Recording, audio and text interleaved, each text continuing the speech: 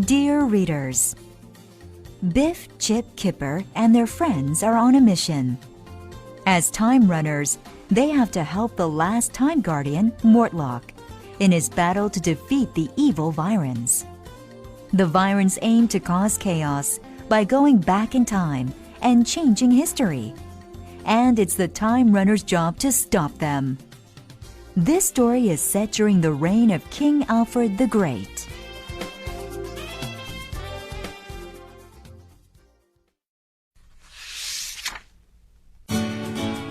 Chapter 1.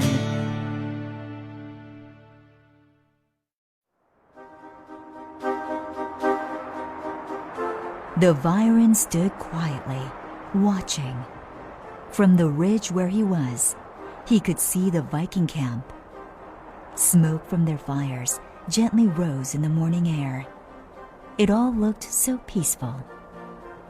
His eyes wandered beyond the camp's jagged wooden walls, over a forest to a muddy field some half-mile away.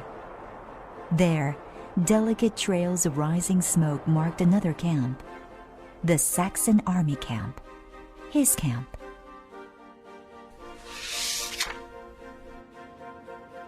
The Vyron's mind drifted back to how it all began. Like an icy wind from the north, the Vikings had swept through the Saxon kingdom. For a time, the Saxon king Alfred had been on the run. Alfred's kingdom was in chaos.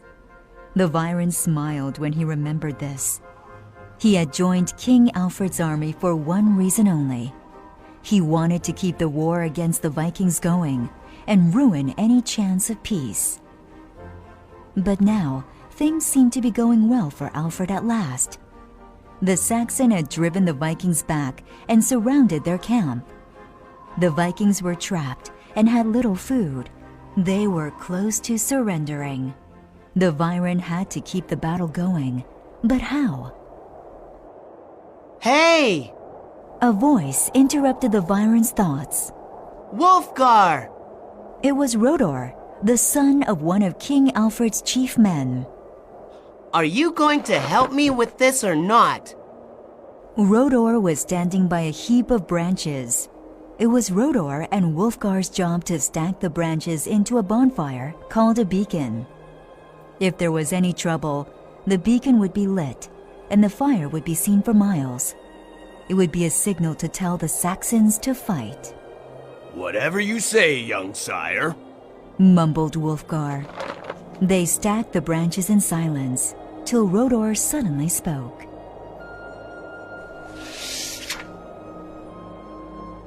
I don't see the point of this beacon, he said. I mean, the Vikings are hungry and weak, so they won't fight. And as for King Alfred, he wants to make peace with the Vikings. We won't be lighting this, I can tell you. Rasped Wulfgar, but he said nothing more. His Vyron mind was working fast. Rodor threw the last of branches on the stack. Done, he said. Let's go. Wulfgar watched Rodor proudly straighten the gold brooch on his tunic. The brooch was from King Alfred. It meant Rodor was important. All at once, Wulfgar saw his chance to start the two sides fighting again. Rodor! Rodor was important. If he could remove Rodor, he could then go back to camp and make up a story about how some Vikings had surprised them and taken Rodor prisoner. The king and his chiefs would be angry. They would be sure to attack the Vikings then. Wulfgar and Rodor climbed down the ridge into the thick forest below. For Wulfgar, the moment had come. The moment to take Rodor. If Rodor had turned to look at Wulfgar at that moment, he would have seen a blood-chilling sight. He would have seen the color drain from Wulfgar's face as a smothering darkness rose about him. He would have seen the Vyron darkness in Wulfgar. Chapter 2. All Biff knew was that she was in thick, tangled undergrowth. She struggled free of branches and thorns and scrambled over a fallen tree. A little way ahead, Chip had found a path. He was nursing a long scratch on his arm. Suddenly, there came the sound of squealing. A young boar burst through a mass of ferns and raced straight towards them.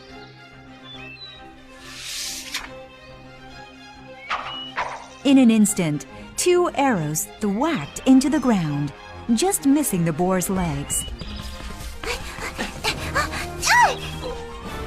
Biff dived clear as the boar leapt past her, but Chip was caught directly in front of it. All he could do was turn and run as the terrified boar plunged on after him. Biff started to run after Chip, but another arrow thumped into the path in front of her. She stood still, hardly daring to breathe. The forest fell silent. Then, without a noise, a Viking boy stepped forward from the undergrowth. He held another arrow taut in his bow. It was pointed straight at Biff. She opened her mouth to speak. Shh! The boy hissed. I've got you, you Saxon spy! Come with me! Biff had no choice. The boy kept his bow and arrow trained on her, and they headed back to the Viking camp.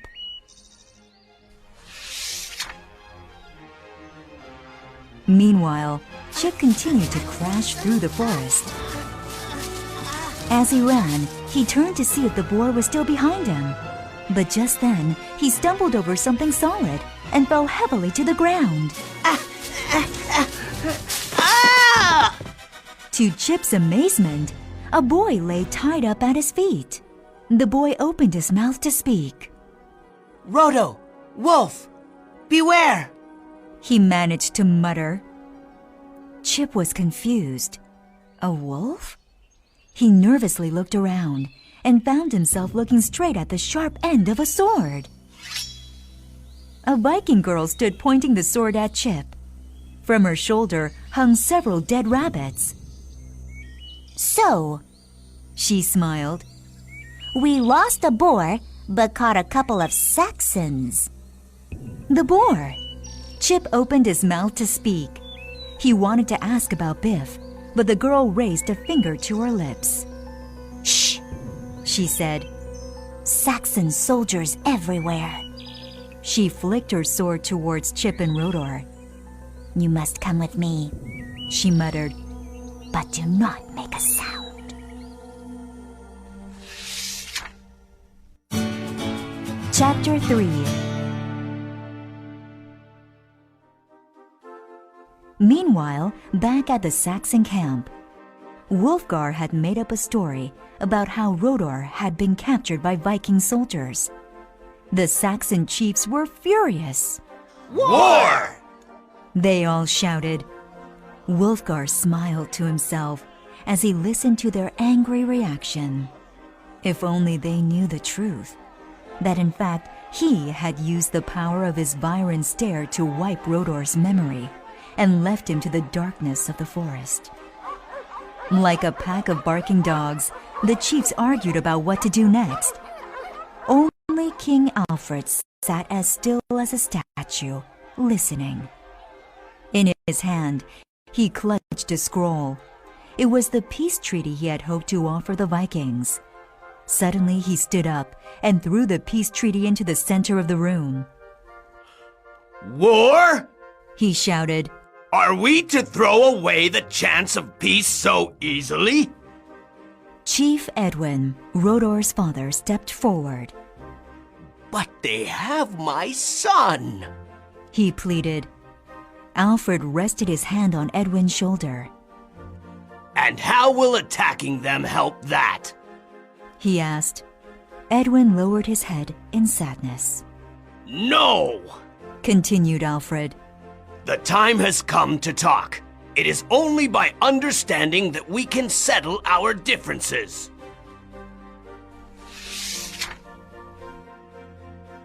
The king pointed to the treaty that lay at their feet.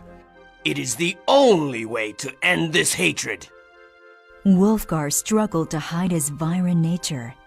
The king's words of hope raised an angry darkness in him. King Alfred turned to Wulfgar. For a moment, Wulfgar thought the king might be onto him. Wulfgar, Alfred said, as you can speak so many languages, I should like you to go to the Vikings and read the peace treaty to them.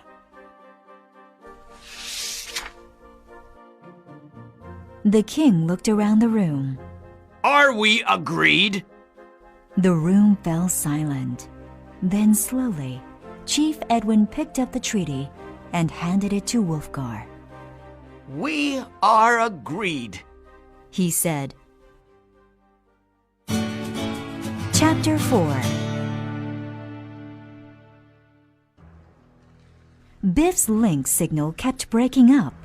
Tyler sat in control, straining to hear her. The link speaker hissed and whirred beneath her voice. Lost Chip. Link. Popeye. Viking boy. I am in Viking camp. Am frightened. Okay, Biff, stay calm. Said Tyler. I'll try and locate Chip. Oh, and Biff, He added. don't worry about the Vikings. They're not as mean and scary as history says they are. Download to follow. Out.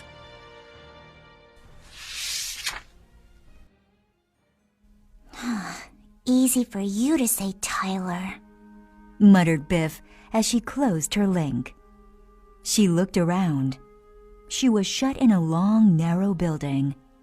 Through gaps in the wooden walls, Biff could see a bit of the Viking camp, the outer wall, and some large wooden gates. A group of soldiers crouched, playing a game with pebbles in the dust. A woman was cooking over a fire and singing gently to herself. As Biff listened, she thought of Chip, and she felt very alone. Chapter 5.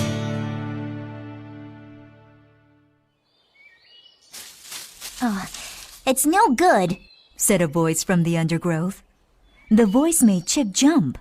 From a bank of thick ferns, the Viking girl, her name was Inga, suddenly appeared. Chip and Rodor had been waiting while Inga checked to see if they could sneak back into the Viking camp, just beyond the trees where they hid. Now she had returned, and she didn't look happy.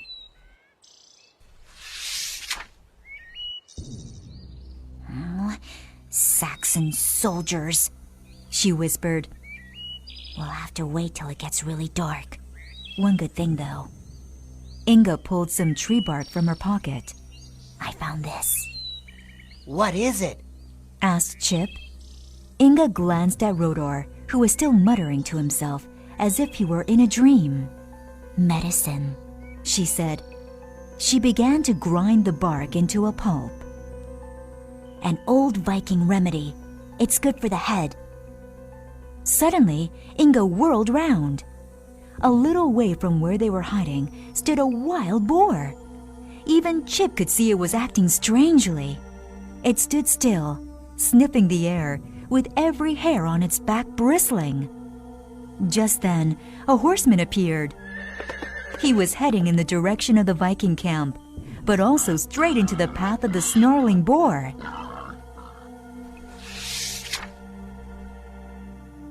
The boar stood its ground and waited, as if frozen to the spot. At the very last moment, the boar sprung into life and charged. Just the sound of its snarl was enough. The horse reared up in terror. The horseman was thrown heavily to the ground, his face twisted in fury. Chip shuddered. He could see now why the boar had acted so strangely. It had sensed something strange, something evil. It had sensed a Viren.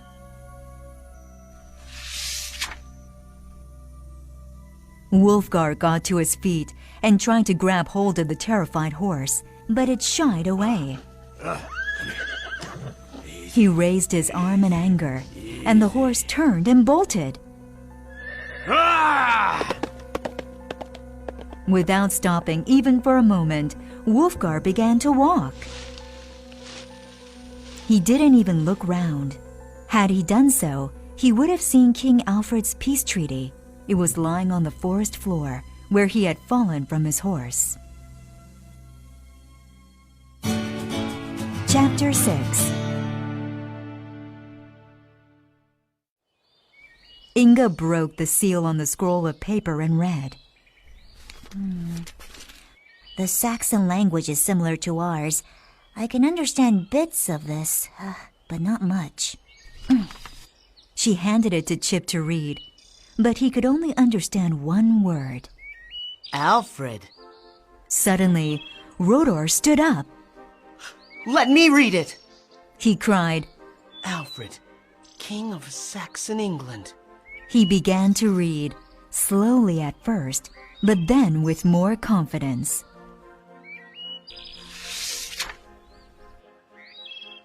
Rodor's mind was beginning to focus. Wulfgar's mind stare was wearing off. As Rodor read, his mind cleared and his memory began to return. This is King Alfred's peace treaty. That was Wulfgar who... Rodor stopped. At the name Wulfgar, he shuddered. His mind had flooded with terrible memories of what had happened to him. It was Wulfgar. He did this to me. I don't know how he did it, but he wiped my mind. I think I know, said Chip as he reached for his link. We need to stop Wulfgar, and I need to find my sister. Chapter 7.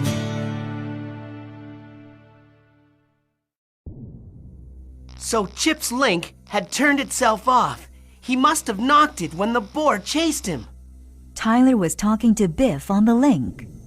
Anyway, I've told him where you are. He's not far from you. He's with a Viking girl. They'll come and find you. But they've just seen the Viren in the forest. Chip thinks he might be coming to the Viking camp. They want to see what he's up to first. Tyler out.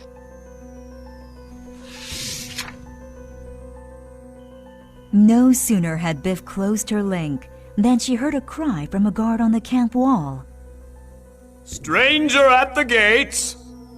In the moonlight, Biff could see the outline of Viking soldiers. With swords drawn, they cautiously opened one of the gates. A figure stepped forward from the shadows. It was Wulfgar. He was about to spin more lies in his quest for chaos. What is it you want, stranger? Asked one of the soldiers. I bring news. Hissed Wulfgar. The Saxons are sharpening their swords. They are preparing for war. Attack now while you still have the chance. Why should we believe you, stranger? Asked one of the Vikings. Then don't! Sneered Wulfgar. But can you really afford not to? The Saxons believe you hold one of their sons. Wulfgar continued. He goes by the name of Rodor. There is no one here with that name. Answered one of the Vikings. Even if what you say is true, sneered Wulfgar, the Saxons will never believe you. King Alfred is looking for a reason to fight. Suddenly, Biff heard a new voice. You speak lies, Wulfgar! Wulfgar spun round as Rodor stepped out of the darkness behind him. The Saxons and the Vikings shall know the truth of what you have done! Growled Rodor. Wulfgar looked confused for a moment. How had Rodor escaped? After all, he had tied him up and left him deep in the forest. Wulfgar turned to the Vikings. This boy has been sent to trick you! He barked. No! Shouted Rodor. King Alfred wants to offer a peace treaty to you, Vikings. Where is your proof? Laughed Wulfgar. Here! Rodor raised his arm in the air. In his fist, he clenched the peace treaty that Wulfgar had dropped. Wulfgar felt for the scroll Alfred had given him, but it wasn't there. In a raging darkness, he charged at Rodor. Rodor flinched in fear, but at that moment, Chip stepped forward. His zap trap glinted in the moonlight. The game's up, Viren.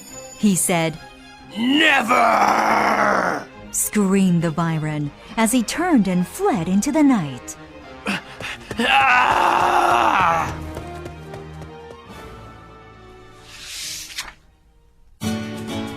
Chapter 8. Chip tore through the dark forest. He couldn't see the Viren up ahead, but he could hear him. He knew Rodor and Biff would be safe as long as the Saxons didn't attack. He hoped that Inga would show the Vikings the peace treaty. But his fear was that the Viren might have another trick ready that would restart the fight between the two armies. If a battle started, what would happen to Biff? If only for her, the Viren had to be stopped. Chip's legs began to feel heavy.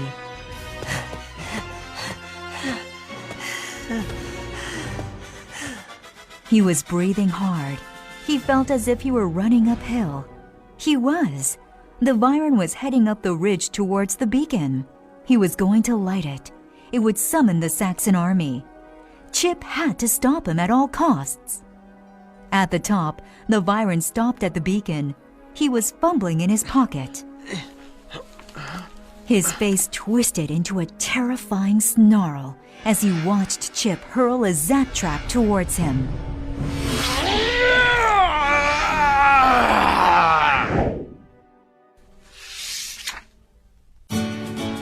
Chapter 9.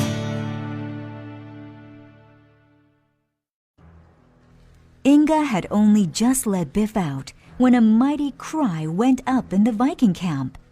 High on the ridge, a cone of flame lit the night sky. The Saxon beacon had been lit. Viking soldiers called to one another as they watched the Saxon army gathering. Make ready! Make ready! They cried. Biff's link whirred in her pocket. Tyler had sent a message from Chip. Download from Tyler. Chip on ridge, Viren caught, sparks from zap trap lit the beacon. It is up to you to stop the battle. Biff's mind raced. How could she possibly stop a battle? She looked at Inga and Rodor. He stood clutching the peace treaty nervously. All around them, Viking soldiers were moving out of the camp ready to fight. Suddenly, Biff grabbed Rodor and Inga and ran as fast as she could toward the Saxon army.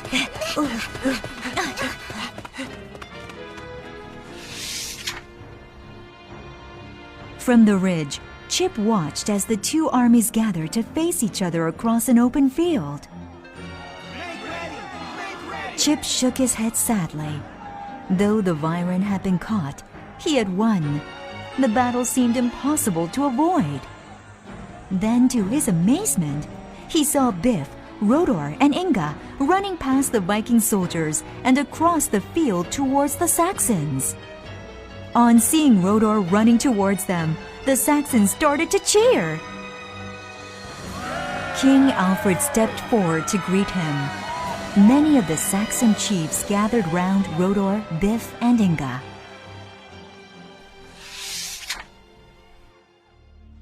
With his army following behind him, King Alfred started to walk towards the Vikings. Biff held her breath as she waited for the moment the two armies would meet. With every soldier holding a weapon at the ready, she felt sure that a terrible battle was about to begin. A few paces away from the Vikings, King Alfred stopped. The Vikings tensed as the king drew his sword. Then, slowly, he sank its blade into the muddy ground at his feet. Vikings, we could fight over these lands forever. But why? When there is enough soil for all to plow and grow their crops. Alfred stepped forward and held out his hands. Let us agree to divide this island between us and live side by side in peace.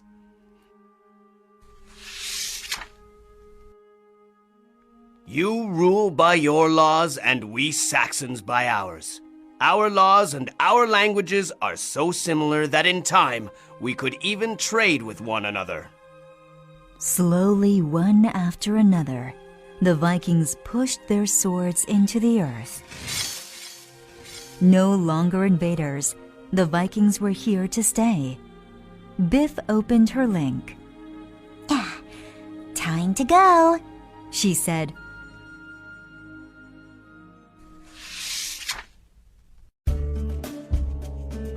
Tyler's mission report.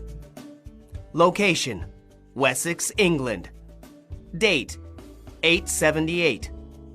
Mission status: successful. Viren status: 1 zap-trapped. Note: Viking invaders? Saxon settlers? Here's a thought. Wherever you look in history, the people at that time are influenced by loads of stuff that is new and from other countries. We tend to think that countries and the people who live there stay the same. But in fact, countries are always changing, accepting new people and new ideas. Soon, what was once different becomes part of what is normal. It becomes part of what a nation is. Then at some point, new people come along and things change all over again. Take me, for example. I'm half French. I reckon if we all looked back far enough, we'd find our ancestors come from somewhere else other than where we are today. We are all invaders, and we are all settlers. Sign off, Tyler.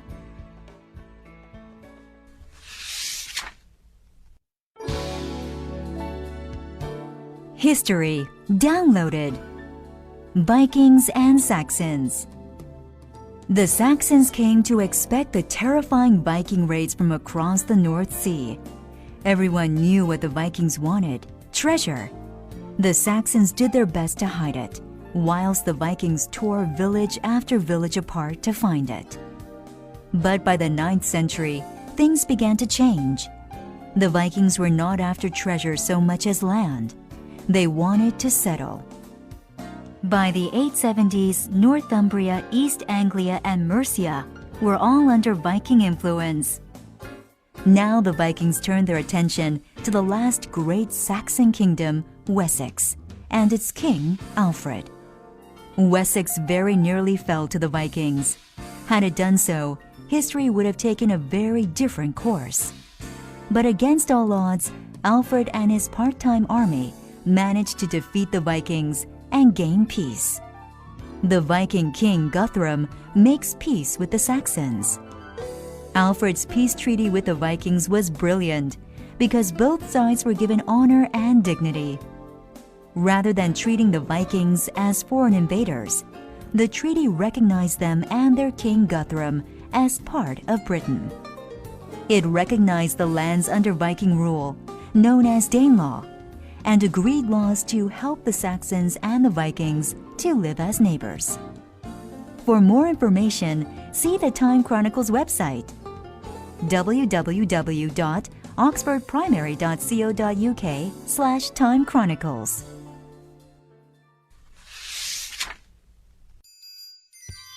A voice from history. When the Vikings came, they hit us fast and hard. They hit us when we least expected it. Christmas. Caked in freezing mud and forever hungry, we spent that winter hiding in a marsh. In those dark days, we often wondered if it was all worth it. I mean, what were we fighting for? A few scattered homesteads and a handful of animals? Was that all we were? Was that all we stood for? In a strange kind of way, the Vikings did us a favor. They made us ask these questions of ourselves. And so, with our victory, we decided to rebuild our kingdom. I'm not just talking about building a proper army and navy or fortifying our towns. All this we did. No, I'm talking about building a culture. Our history written down in poems and songs. And books. the best we could find translated into our language. Now that is worth fighting for.